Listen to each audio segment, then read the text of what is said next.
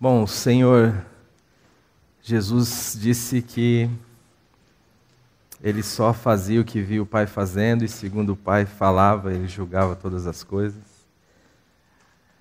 E a gente também vive nessa mesma dimensão. O Dagoberto está dando uma piscada para mim aqui, porque no aviso que está no seu boletim sobre a Assembleia de domingo que vem, está falando sobre prestação de contas, mas também vai falar sobre movimentação de membros. É isso, Dagô? É isso mesmo? Então, a igreja está avisada. Ali está contida a informação da prestação de contas, mas também haverá a movimentação de membros. Ok? E aquilo que o Senhor vai falando com a gente, aquilo que a gente vai percebendo e tocando nas pessoas, e, enfim, aquilo que de alguma forma o Senhor usa para poder se revelar e falar conosco, é também aquilo que a gente comunica às pessoas, né? Traz à igreja. Depois de um certo tempo, o problema não é ter alguma coisa para pregar, o problema é pregar o que Deus quer que você pregue. Essa é a angústia do pregador, é de subir para pregar não algo que ele pode falar, mas esperar de Deus alguma palavra que vai trazer significado e que faça sentido ao momento que a igreja está vivendo e ao momento que as pessoas estão vivendo, para a edificação. E na vida, no decorrer da vida, no encontro, nos esbarrões, o Senhor vai usando as circunstâncias e as situações para também falar com a gente. E eu tenho contado uma história nesse último mês, sei lá, em todo lugar que eu vou. E hoje aqui eu quero repetir essa história, para falar de algo que Deus tem feito comigo e falado ao meu coração e compartilhar com vocês, na esperança de que Deus também fale com cada um de vocês.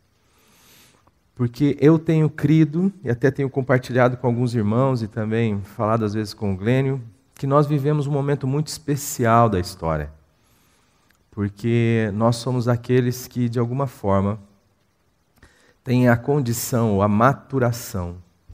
E isso não significa nenhuma vanglória, é simplesmente uma percepção humana da história, para poder olhar para as Escrituras e reler as Escrituras, podendo tirar o maior número de entulhos possíveis que embaçam a nossa visão no sentido de ver Jesus e o seu Evangelho. Tem muita coisa que atrapalha a gente a ter uma percepção adequada de Jesus e sua mensagem.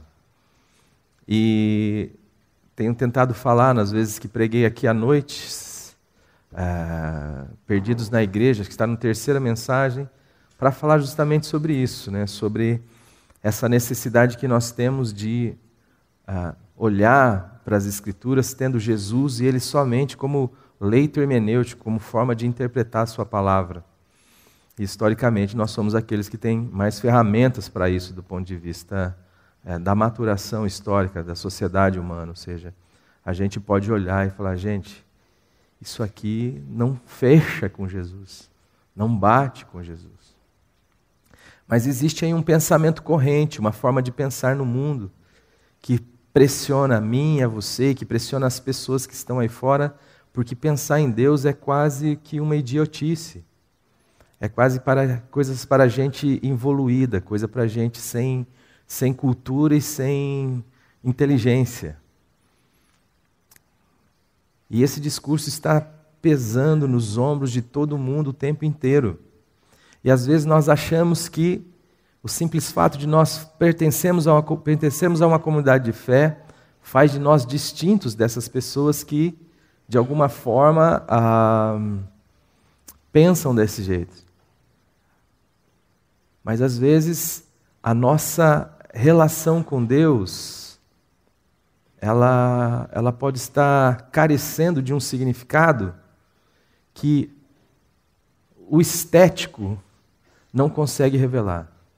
Às vezes está tudo certo do lado de fora, está tudo bem colocado do lado de fora.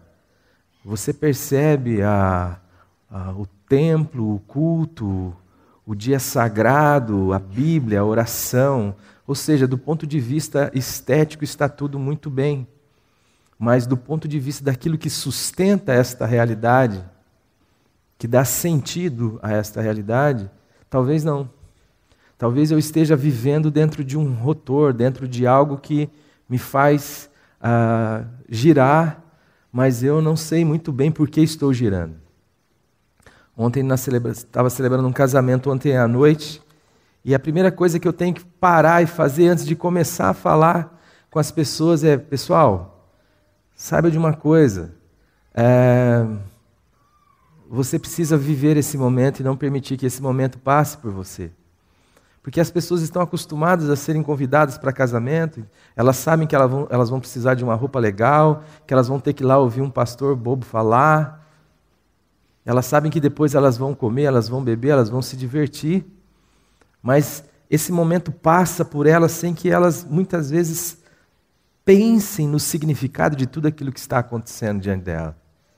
É simplesmente o botão do automático ligado, é simplesmente o fluxo que está funcionando, o rio está correndo e eu me deixo ser levado por ele e eu não preciso parar e pensar em questões significativas, em questões mais profundas que dizem e que fazem sentido para mim. Então, não é só um mundo que diz assim, Deus não existe ou Deus não é. Talvez a estrutura religiosa também aponte para uma realidade que esteticamente está muito bem, mas que do ponto de vista da sua internalidade ou do seu significado, não faz sentido absolutamente nenhum. E então, eu estava lá na faculdade, e aí eu tive um bate-papo com uma pessoa, e eu registrei esse bate-papo no boletim aqui para compartilhar com vocês, tenho compartilhado onde eu posso ir, e depois eu quero fazer uma analogia com essa relação que eu tenho falado aqui para vocês. O título do nosso boletim é Do Deus das Sombras ao Deus que derruba os templos. Existe um salto tremendo entre essas duas realidades.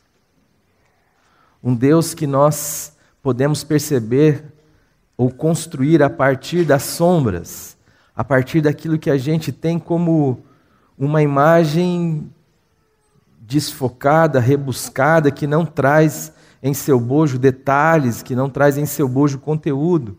É simplesmente uma percepção que eu posso ter a partir dela, uma impressão que eu posso ter a partir das sombras, mas eu não tenho como me relacionar com ela, não tenho como abraçar, e eu não tenho também como identificar ela, porque os detalhes e o conteúdo me é omisso. E a palavra de Deus vai dizer que houve um período em que tudo aquilo que foi apresentado nas Escrituras teve como objetivo ser sombra daquilo que havia de vir.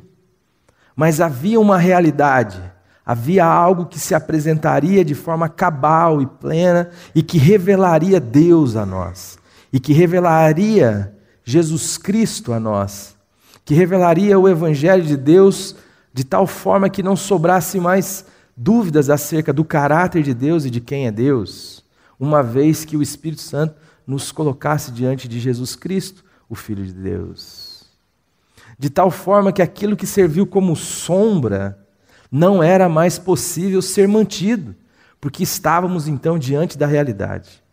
É como se nós estivéssemos de um ponto de vista de costas para a luz, e alguém se aproximasse e você conseguisse identificar essa sombra, mas você consegue identificar se é homem, se é mulher, se é um animal, se é uma criança, mas você não tem como se relacionar com essa sombra. Mas a partir do momento que você está diante daquilo que se aproxima de você, da realidade, você deixa a estrutura das sombras. Você não fica mais olhando para a sombra para tentar adivinhar o que é, porque nós estamos diante da realidade. E Jesus vai dizer que Ele é onde eu e você podemos ver o Pai. Quando os discípulos lhe disseram, mostra-nos o Pai, isso nos basta, a sua fala foi, como assim mostra-nos o Pai? Eu e o Pai somos um. Quem vê a mim, vê ao Pai. Então, dentro dessa estrutura, é que a gente quer pensar um pouquinho. O texto base é João 2,19. A palavra de Deus diz assim, vamos ler juntos? Respondeu-lhes Jesus, derribai este santuário e em 3 dias o levantarei.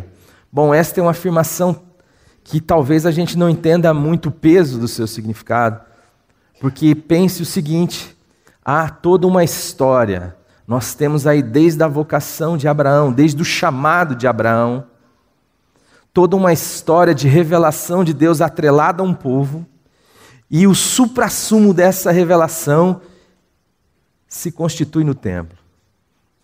E de repente chega um carpinteiro, chega um moço de 30 e poucos anos, e diz assim, derrubai esse troço.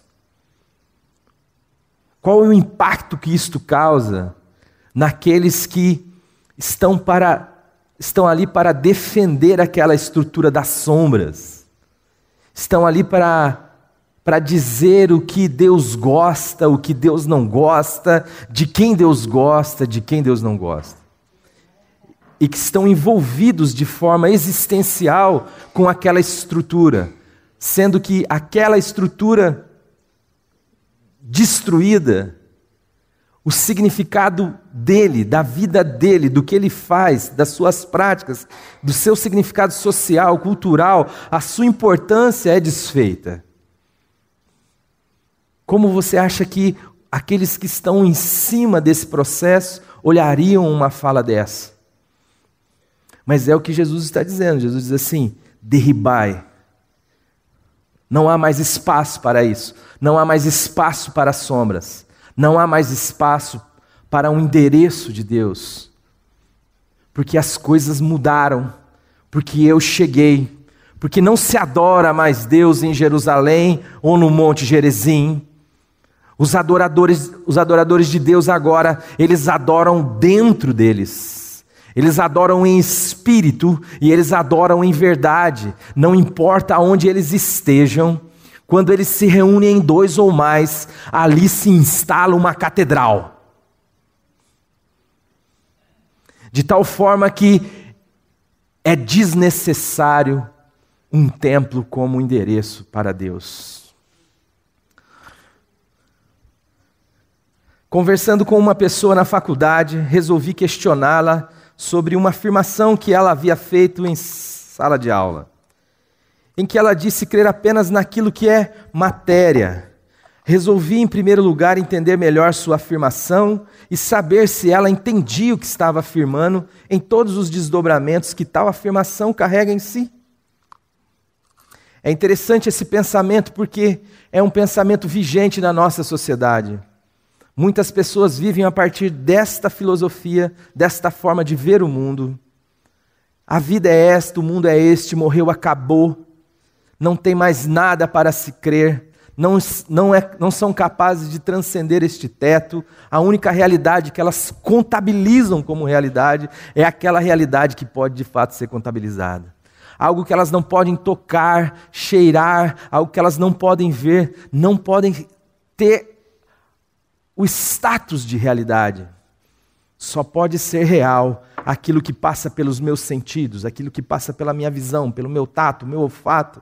Essas são as realidades que eu as assimilo e as aceito como verdade, como realidade em si. Ao questioná-la, reiterou sua palavra e me disse que era assim mesmo que funcionava a sua maneira de ver a vida. A dura e fria visão materialista do mundo.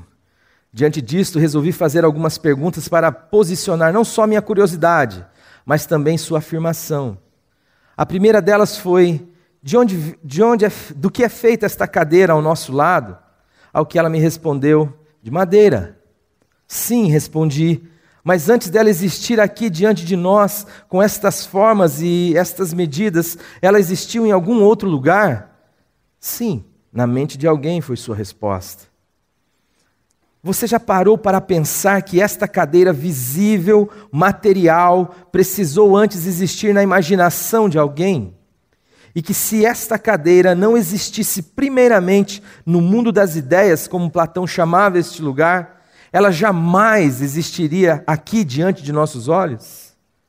Sendo assim, não é certo afirmar que o visível, o concreto, foi feito do invisível e, portanto, devendo a sua existência a um mundo que não se pode ver e nem tocar? Meio sem jeito, ela disse: sim, concordo com você, sei que você é pastor e acredita nas coisas não tangíveis. O problema é que esta fala sobre ressurreição para mim não faz sentido.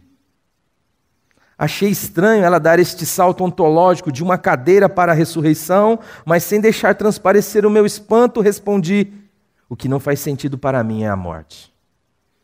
Como assim? Perguntou-me ela. Disse eu: você está vendo aquele edifício? Sim, ela respondeu. Vamos fazer de conta que fomos nós os seus construtores. Sendo assim, fizemos uma pesquisa, escolhemos o local, avaliamos os custos, contratamos engenheiros e arquitetos, fizemos o projeto, a terraplanagem, contratamos os pedreiros, começamos a obra, investimos recursos altíssimos e depois começamos a desenvolver as estratégias de venda, sua publicidade, a equipe de vendas, plantão com apartamento decorado. Foi um sucesso comercial até que chegou o dia da inauguração.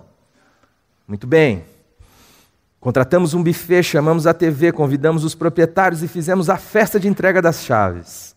No dia seguinte a tudo isto, contratamos uma equipe de demolição e implosão. Eles fizeram os cálculos sobre a quantidade de dinamites e implodiram o prédio com sucesso. Recolhemos os entulhos, caminhões e mais caminhões de detritos da obra. Fizemos tudo até deixar o terreno tal como encontramos no primeiro dia que o vimos. Depois, devolvemos o dinheiro pago até então pelos clientes e voltamos à estaca zero. A pergunta que faço é esta: faz sentido isto? Ao que ela respondeu: não, de modo algum. Então lhe disse: do mesmo modo não faz sentido nascer, existir, crescer, estudar, sofrer, trabalhar, criar, namorar, ter filhos, se a única coisa que esperamos depois é a morte. Se o objetivo da vida é morrer, então que não nasça. Se o fim último da existência não existir, então que não exista e já estará cumprindo a sua finalidade. Portanto, penso que não seria nenhum absurdo concluir de forma lógica que só faz sentido a vida humana se houver ressurreição e se a morte não for o fim. Portanto, o que não faz sentido é a morte. É ela, a morte, que tem o poder de tirar o sentido da vida, e não a ressurreição. Pelo contrário, a vida da ressurreição é quem pode dar sentido ao que fazemos e somos. Foi o que o apóstolo Paulo já havia afirmado quando disse, 1 Coríntios 15, 19, vamos juntos? Se a nossa esperança em Cristo se limita apenas a esta vida, somos os mais infelizes de todos os homens. Meio constrangida, ela me disse: como falei anteriormente, sei que você é pastor e eu aprecio alguns valores morais da religião. Dizia isto, pois pensava me agradar com essas palavras, como se eu confiasse na moral e na religião para a redenção humana. Ao que lhe respondi de forma amável, porém sarcástica: o que você está me dizendo? Como você pode falar de moral? Pelo que me disse, você não passa de uma pedra, e pedras não possuem moral. Jesus disse: eu sou a ressurreição e a vida. Quem crê em mim, ainda que morra, viverá. Crendo, faz sentido viver. Então esta é uma visão que diz assim, ó, é só isso aqui que existe. E é tão tola esta visão, ela é tão apequenada, mas ela tem tanta força, mas a maioria das pessoas não pensam nela em suas consequências mais profundas e significativas. Se a vida é só isso daqui, não tem nenhum sentido viver. Se a vida, de fato, é só essa existência vazia, não tem absolutamente nenhuma razão para existir. Além de tudo, quando a gente olha para o ser humano, isso fica mais ainda evidente. Porque olhar para o ser humano, o Glenn acabou de falar sobre a questão da amamentação, e ele fez uma pergunta: será que isso é fruto de uma explosão? Será que essa desordem é capaz de produzir tamanha ordem? Mas nós estamos acreditando que sim, ou esse pensamento tem sido colocado na sociedade humana de forma geral.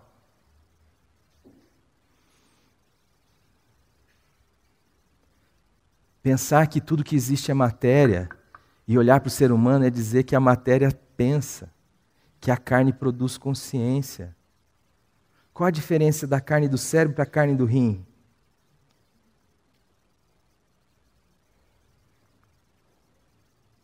Dizer que o cérebro produz consciência é a mesma coisa que dizer que quando você assiste o Rei do Gado, o Antônio Fagundes está dentro do seu aparelho de TV.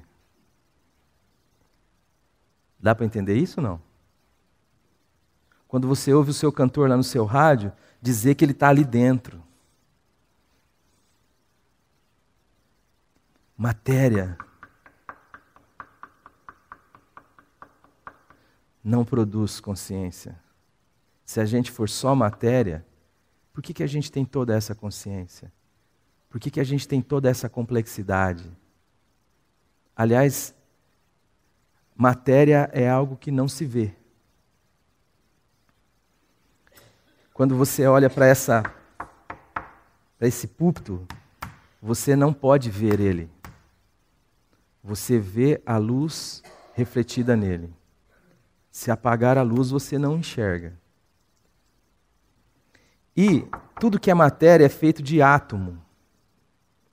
E o que reveste o átomo são os elétrons. E o que acontece quando você aproxima um elétron do outro? Isso mesmo, eles se repugnam, eles se repelem. Porque eles têm cargas iguais, e essas cargas se repelem. De tal modo que quando você pensa estar tocando nisso que você não está vendo, o que você está sentindo é a força dos átomos se repelindo. Se um átomo pudesse tocar no outro, o que aconteceria é uma fusão atômica. Era um abraço, uma explosão, um beijo e uma cidade que acabava. Dá para entender isso, não?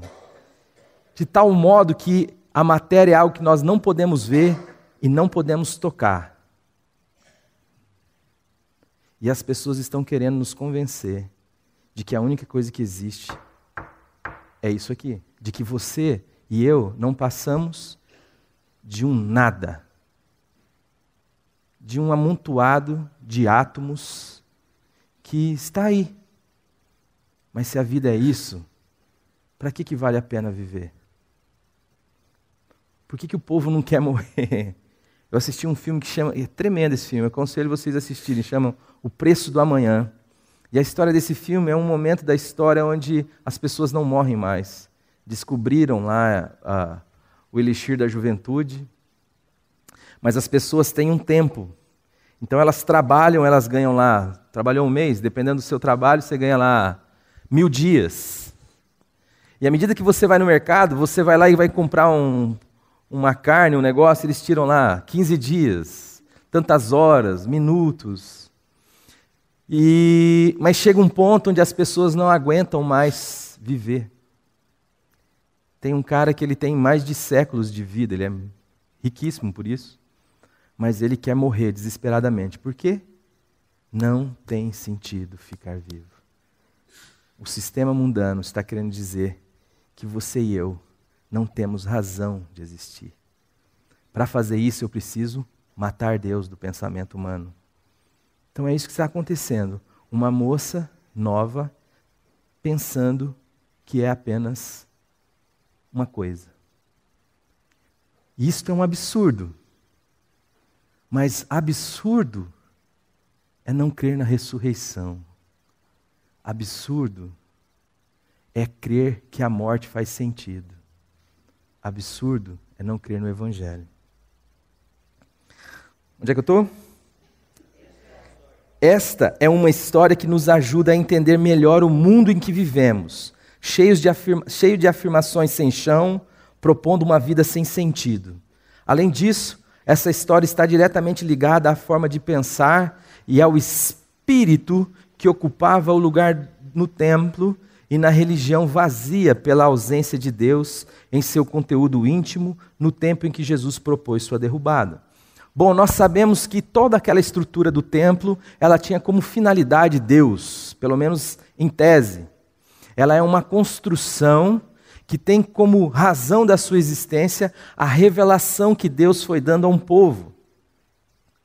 E esta revelação trouxe a eles a conclusão de que aquele templo era algo que interessava a Deus.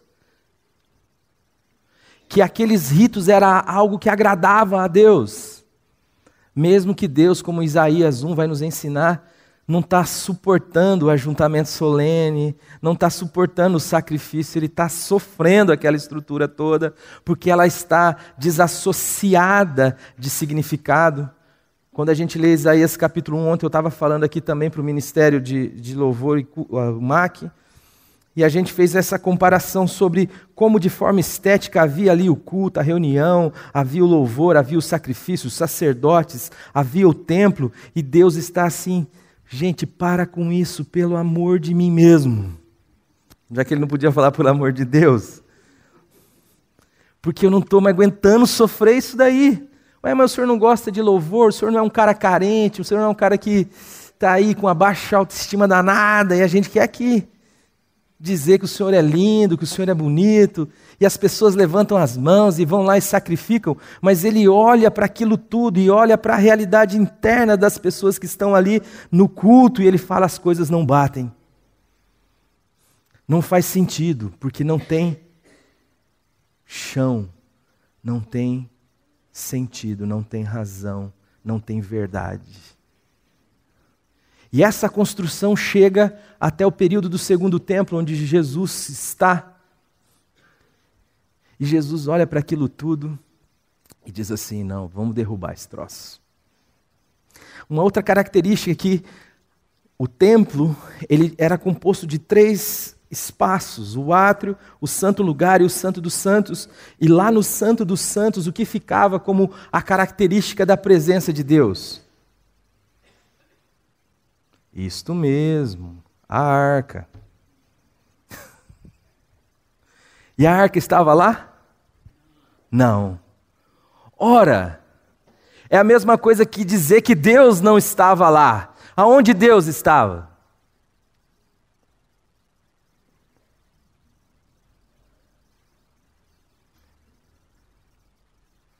Mas se Deus não está lá, o que está fazendo o sacerdote? O que está fazendo o rito? Para que as músicas? Para que os louvores? Se Deus não habita essa realidade. Não importa, nós não queremos esse tipo de questionamento. Nós só queremos viver a aparência desprovida de conteúdo. É a imagem sem a semelhança. Estou aqui porque tem que estar aqui. Vou à igreja porque tem que ir à igreja. Vou levantar minha mão porque tenho que levantar minha mão. Vou cantar porque o pastor Eric mandou. Vou ficar em pé porque o pastor Eric falou: fica em pé. Mas Deus está sondando a realidade interna, o coração, para ver se tem alguma conexão entre aquilo que sai da sua boca, entre aquilo que você vive, que você expressa de forma cultica, e Ele, e aquilo que é uma realidade em mim e em você. A arca não estava mais lá. Se na história acima o fim tira o sentido da construção no que se refere ao produto das sombras, cujo ápice era o templo, a única coisa que faz sentido é sua derrubada. Pois de que adianta uma construção feita para Deus, onde Deus não quer morar? Como diz Atos capítulo 17, versículo 24. Vamos ler juntos? O Deus que fez o mundo e tudo o que nele há, sendo Senhor do céu e da terra, não habita em templos feitos por mãos de homens. Como é que está o texto? Não habita. Não está nem não gosta de habitar, talvez habitará. Ele está dizendo assim, não habita. Sabe por que é interessante eu manter essa realidade de que existe um lugar onde Deus presta serviço? Porque nesse lugar físico, precisam de pessoas também para suprir as realidades físicas do lugar. E essas pessoas se tornam importantes. De forma que se eu, o Glênio, o Dagoberto, o Mantovani, o Érico, o Júlio, está faltando alguém? Humberto, começarmos a dizer, gente, aqui é o lugar de encontrar Deus, mas não é assim, qualquer um de vocês não pode chegar falando com Deus, não. Vocês precisam passar por mim, por Dagoberto, vocês precisam passar pelo Glênio, senão Deus não vai ouvir vocês. Nós queremos avaliar a vida de vocês, ver como vocês estão, se de fato vocês podem se aproximar de Deus e invocar Deus. Se vocês precisarem de alguma coisa, falem com a gente antes. Nós vamos estar aqui. Quanta importância nós ganhamos, não é verdade? Quanto controle nós temos sobre a vida de vocês. Mas quando nós estamos aqui para anunciar o Evangelho, nós dizemos, este lugar não é a casa de Deus. A casa de Deus é você e eu. Você, meu irmão, não precisa de pastor. Você precisa, amado, de Jesus Cristo. Você pode entrar no seu quarto em secreto, porque o seu Pai que ouve em secreto, Ele pode ouvir a sua oração. Sabe por quê, querido? Porque nenhum outro caminho pode nos levar a Deus. Só Jesus é o caminho. E qual que é a nossa função aqui como pastor? Está lembrando a igreja disto. Está dizendo à igreja que Jesus veio para libertá-la de fato. Não para fazer dela uma boiada que a gente pode conduzir para o lado que a gente quiser, se a gente quiser, mas isto custará a fidelidade ao Evangelho, estaremos traindo Jesus e a sua cruz. Manipular gente, estabelecer critérios e regras, onde uns são mais especiais do que os outros. Isto não é o Evangelho de Jesus Cristo. Isto é a religião das sombras. É a conclusão que se tirou a partir de uma sombra, aonde se quer abraçar e adorar. Mas diante da realidade, nenhuma sombra subsiste. Diante da realidade, a única coisa que nos resta é dizer, Jesus Cristo é o Senhor.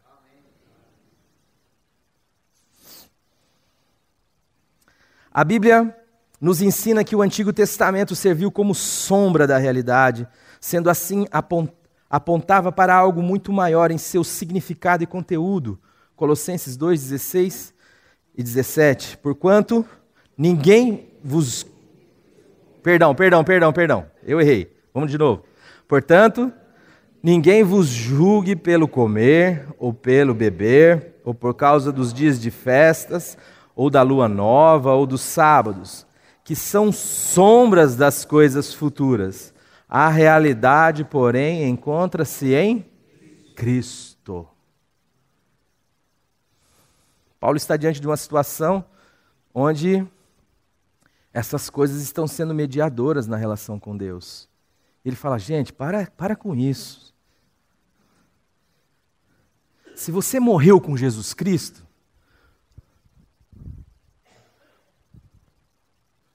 por que vocês estão submetendo a essas ordenanças como se vocês vivessem no mundo? Tal como não toques, não proves, não manuseis. Todas estas coisas estão fadadas destinadas ao desaparecimento pelo uso, porque são baseados em preceitos e ensinamentos dos homens. Tem, na verdade, alguma aparência de sabedoria, de culto de si mesmo, de humildade fingida, de severidade para com o corpo, mas não tem poder nenhum contra o desejo da carne. Fala, meu povo, esse negócio é sombra. Isso só estava para poder apontar para uma realidade. Mas quando essa realidade veio, não é possível que a gente se conforme com as sombras. Existem alguns problemas nas sombras. Em primeiro lugar, nas sombras os detalhes ficam ocultos. Nas sombras podemos até tentar deduzir quem ou o que está se aproximando. Se é gente ou animal, homem ou mulher, alto, baixo e até arriscar um palpite. Porém, não será permitido ter a certeza de quem se trata. Além de ser impossível o nosso relacionamento com o que quer que se aproxime, pois é impossível se relacionar de forma íntegra com as sombras. O segundo problema é que na sombra podemos até ter algumas informações adequadas, porém, qualquer construção que vá além do que a sombra pode fornecer estará no terreno da possibilidade humana e suas construções.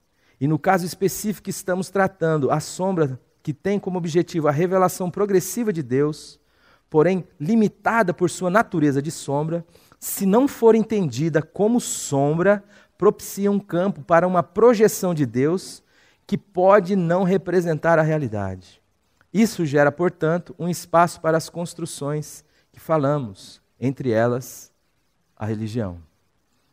Quando nós olhamos para aquilo que é sombra, nós precisamos dar a ela o seu sentido de sombra, e ela será uma bênção nas nossas vidas. Mas se elas tomam uma condição de realidade, elas acabam por deformar a percepção de Deus. Quanta gente que frequenta um culto com o seguinte pensamento ou motivação: gente, faz tempo que eu não vou no culto, hein? Deve ser por isso que as coisas estão ficando meio difíceis para mim, rapaz. Nossa, não fechei nenhum negócio essa semana. Acho que é melhor, acho que eu vou lá, vou ver. Quem que será que vai pegar? Será que o pastor Glenn vai pegar? Se for o pastor Glenn, eu vou.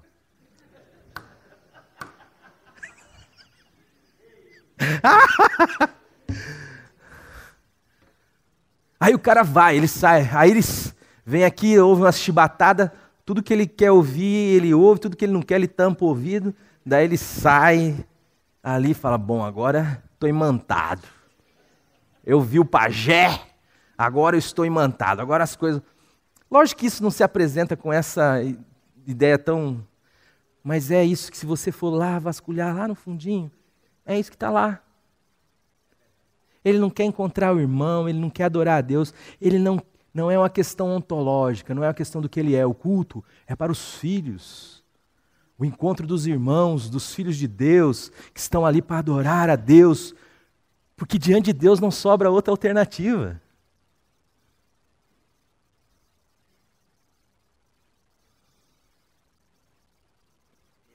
Diante de uma mulher você a respeita, diante de uma autoridade você o trata com deferência, mas diante de Deus você o adora. Não.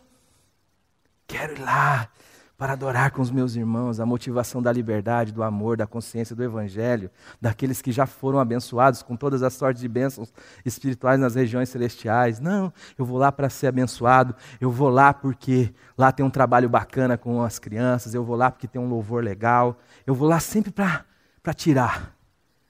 Mas quando que eu vou lá para adorar? A única coisa que Deus procura é adoradores. O maior desafio nosso é adorar. Na comunidade do segundo templo, Deus já havia sido definido, ou melhor, substituído por um pseudo-Deus construído a partir das sombras. Já se sabia seu endereço, onde encontrá-lo. Sua aversão a pessoas sem importância era notória, visto que só alguns poucos podiam se dirigir a ele com legitimidade. Sua natureza poderosa era, sem dúvida, seu maior atrativo, porque interessava ao fiel acessar este poder. mesmo que este poder fosse fonte inesgotável de medo.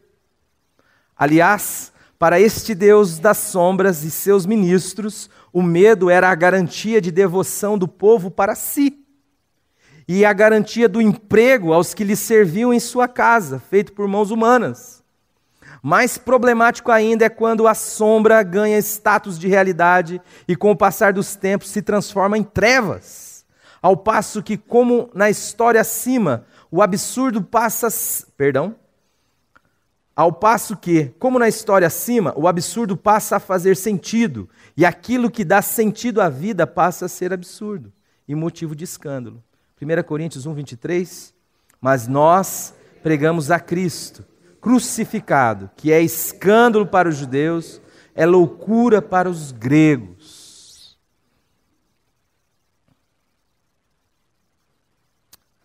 Acessar um poder. A grande maioria da igreja brasileira hoje sai da sua casa aos domingos para acessar um poder. Elas querem ter acesso a esse poder. Mas lembre-se, o Deus revelado em Cristo é o Cristo crucificado, que esvazia-se desse poder, que assume plenamente a condição humana, que se torna oco de Deus, como Filipenses nos ensina, que diz assim acerca de si: o Filho não pode coisa alguma, nada de si mesmo. Quem quer adorar um Deus que vai para a cruz? Eu quero adorar o Deus...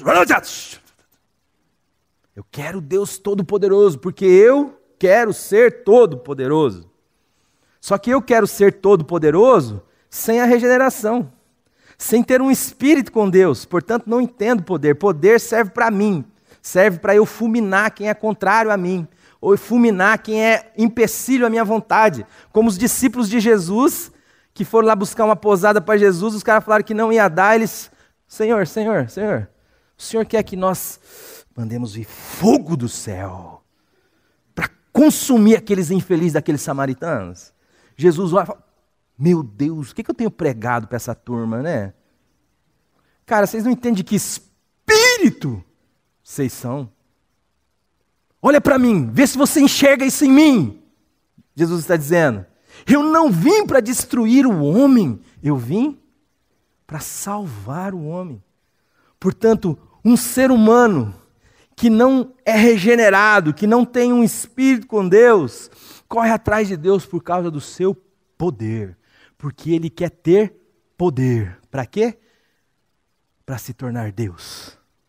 Para que a sua vontade seja feita, os seus planos sejam realizados, para que os seus inimigos sejam destruídos, para que a doença seja extirpada dele. Ele quer ser um demônio sem restrições. Dá para entender isso? Ele quer ser o diabo sem nenhum problema. Deus serve para isso. Só que também tem um problema quando você se aproxima de alguém que você não tem a condição de discernir espiritualmente, porque Deus é espírito. Quando eu não tenho discernimento do caráter de Deus, quando você não tem discernimento do caráter de alguém que é muito poderoso, o que gera no seu coração? Você pode chegar dando um tapa nas... E aí, malandragem? Não. Você chega... Opa, tudo bom? Você chega com medo. E o medo é material fundamental para a construção da religião. Cuidado, hein? Se você não der o seu dízimo aqui na igreja, você vai acabar deixando ele na farmácia. Estou te avisando. Estou te avisando.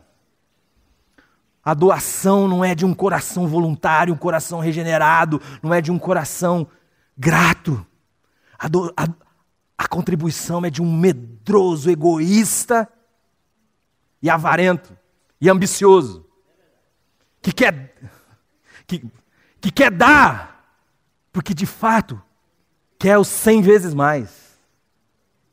Que tem medo, porque pensa que Deus é igual a ele. Pensa que Deus é o diabo. Lembre-se que Jesus olhou para Pedro e falou: arreda-te de mim, Satanás. O medo é material fundamental para a construção da religião. porque ela diz assim, ó, vem para cá, meu, senão Deus vai pesar a mão. Deus vai pesar a mão. Você fala mal do pastor, o pastor já mete um aqui. Aqui nós estamos acostumados a falar mal de nós, não tem problema. Mas, se é nesse espírito, o cara fala mal de mim, eu falo, ai do que tocar no ungido do Senhor.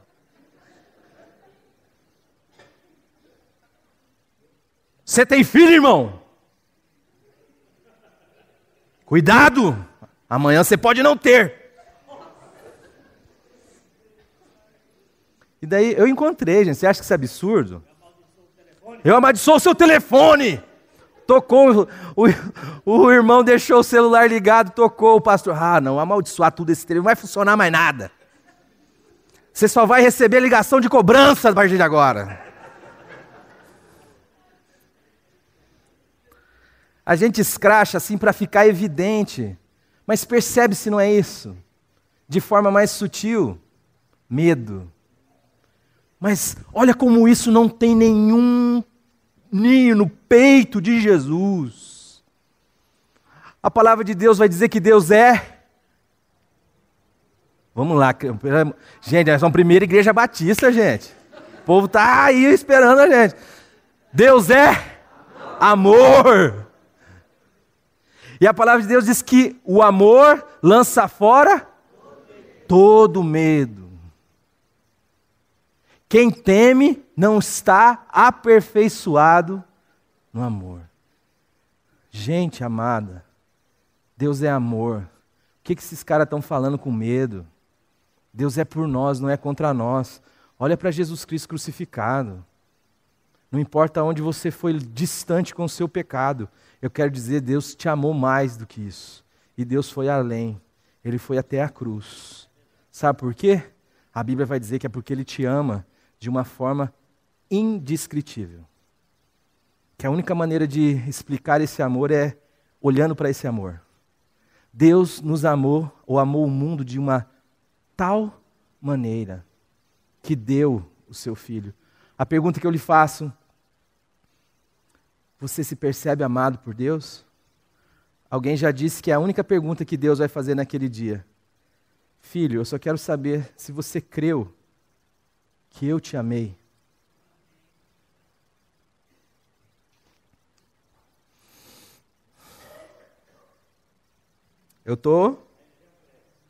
A religião cresce nas sombras, onde as pessoas não podem ser quem são. Caso contrário, seu deusinho não as aceitará.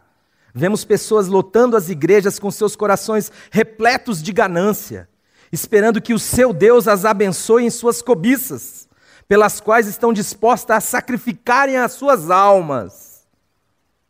E o que o texto vai dizer? Marcos 8,36. Pois que aproveitaria o homem ganhar todo o mundo e perder a sua alma? Tem gente que pensa que só faz essa leitura a partir de morrer e ir para o inferno, certo? Mas perder a alma, gente, é deixar de ser quem é aqui. Paulo vai dizer assim, pela graça de Deus... Não. Sou o que sou. Eu sou o que sou. Deus está aqui, ó. Eu sou isso aqui. Louvado seja o Senhor, porque o Senhor me amou. E agora, Senhor, vem viver em mim. Vem ser em mim aquilo que eu não posso ser. Venha ser a minha vida. Muitos frequentam templos onde nada do que é dito faz sentido. Tudo parece um teatro mal ensaiado, previsível e sem vida. Marcos 7:8a. Porque deixando o mandamento de Deus, retende as tradições dos homens. Tem muita gente que frequenta uma comunidade de fé, uma igreja, por tradição. O que acontece lá, ela... Oh, meu Deus, vai falar isso agora. Ou vai fazer isso aqui agora. E ela faz, é um teatro. Só que aí tem uns que faz, outros não faz, um levanta a mão, outro não. Parece um teatrinho mal ensaiado, desprovido de vida. E ela continua frequentando aquele negócio, fazendo aquilo. Como se Deus estivesse se agradando nesse processo. Isso é sombra, gente. Isso é a construção da sombra. É um Deus que não faz sentido. Bendito o dia em que da boca de Jesus, o Cristo, veio a ordem: derribai este templo, e em 3 dias o levantarei. Jesus falava da sua morte e da sua ressurreição. Sim, a cruz de Cristo é o fim da religião, que se ergue à sombra do espírito do templo, onde se esconde toda ave de rapina. É o fim do velho homem. Presta atenção, meu querido, sabendo isso que você chama de eu, self, esse ser aí, foi crucificado, morreu. Se você é um regenerado, o que tem aí é uma nova criação. E a Bíblia fala que é para eu e você nos ver a partir disto. Paulo vai nos ensinar a andar segundo o Espírito e não segundo a carne. E o que é andar segundo o Espírito, se não é viver por fé? E o que é andar por fé ou viver por fé, se não viver baseado no que Deus disse, e não no que você vê em você? Jesus foi tentado em Lucas capítulo 4 sobre a sua identidade. Se és o Filho de Deus. Sabe onde a gente está querendo provar que é filho de Deus? Primeiro já começa o absurdo aí. Provar. Segundo, a gente quer provar na nossa carne. Mas a carne, a Bíblia vai dizer que não está sujeita à lei de Deus, e nem em verdade pode estar. Aí sabe o que eu uso para dizer que estou bem? A moralzinha que a sombra criou. Se eu estou adequado com ela, eu chego todo pomposo. E aí, Deus, beleza? Mas se eu estou naquela semana onde eu briguei com a mulher por causa do ovo, que veio molinho, eu não gosto de mole, eu gosto duro. Se o cachorro atravessou, eu dei uma bicuda no cachorro. O cara me fechou no trânsito, eu xinguei o cara. Aí eu chego na igreja todo murchinho, não tenho coragem de orar. Eu fico... não tomo a ceia. Sabe por quê? Porque o meu Salvador sou eu mesmo. Porque eu não estou de acordo com o critério que a sombra criou. Mas, meu irmão, nós não vivemos por critério humano. Nós vivemos pela palavra de Deus. Não é uma questão moral, é uma questão ontológica. Não é uma questão de que tem umas leis que você não conseguiu cumprir, Jesus conseguiu. É uma questão de ser. A diferença que existe entre nós e Jesus Cristo não é uma diferença moral, é uma diferença de ser. Deus pega isso que nós nos tornamos na queda, crucifica em Jesus, e na ressurreição de Jesus, Ele nos faz novas criaturas. Que tem a sua identidade em Jesus. Se alguém está em Cristo, é nova criatura. As coisas velhas já, eis que tudo se fez novo. Mas eu fico olhando para mim, eu falo, ai meu Deus, eu estou vendo isso aqui. Não, gente, é viver pela palavra de Deus. Você é um peixe ou você é um lagarto? Você pega um peixe, ele está dentro d'água. Se você coloca ele na terra, não vai rolar. Ele não vai dar para ele andar. Os caras estão falando que deu, né? Mas não deu. Ele vai se bater até secar e vai morrer. Por quê? Porque ele não nasceu para andar na terra. Ele nasceu para viver na água. A Bíblia diz assim, você é um pecador? Então você faz o seguinte, peque mais ainda. Você é um santo? Santifique-se ainda. Não é, não vou fazer isso porque Deus não gosta. Não tenho nada a ver com isso. Eu sou uma nova criatura. As coisas velhas já passaram, eis que tudo se fez novo. Eu sei quem eu sou em Jesus, e esse é o caminho para eu andar. aquilo ali não tem nada a ver mais comigo. Ainda que eu seja tentado por aquilo, ainda que eu caia em tentação, contudo, eu vivo pela fé no que Deus diz. Eu estou ficando mal acostumado aqui. É o fim do velho isto? É o fim do velho homem que se esconde e se preserva nas sombras dos ritos que causam náuseas ao Senhor, das regras que são incapazes de trazer vida e um coração amante e perdoador. Porém, a boca escancarada do túmulo vazio é o erigir de uma vida nova, cheia de sentido e propósito, onde somos feitos catedrais na comunhão dos irmãos, em que habita o Deus vivo. 1 Coríntios 3,16.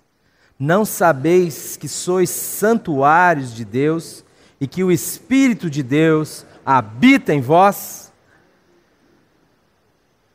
Que o poder de Deus, que é o seu Evangelho, Paulo vai dizer assim, eu não me envergonho do Evangelho, pois é o poder de Deus para a salvação de todo aquele que crê.